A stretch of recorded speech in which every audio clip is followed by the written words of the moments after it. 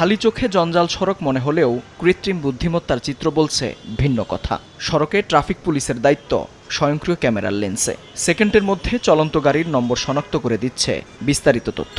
নিয়ম অমান্য করা রাস্তা ব্যবহার করা ব্যক্তিদেরও শনাক্ত করা যাবে নিমিষের মধ্যেই। আইন ভাঙলেই জরিমানা চলে যাবে যার যার অ্যাকাউন্টে।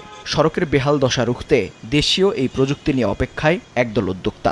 মালিকের ফোন নাম্বারে স্বয়ংক্রিয়ভাবে SMS এর মাধ্যমে মামলা দিতে পারবে, জরিমানাও করতে পারবে এবং বাংলাদেশে তৈরি কৃত্রিম বুদ্ধিমত্তা সিস্টেম বাংলাদেশের ট্রাফিক ব্যবস্থা সম্পর্কেই শুধুমাত্র সবচেয়ে ভালো ধারণা দিতে পারবে।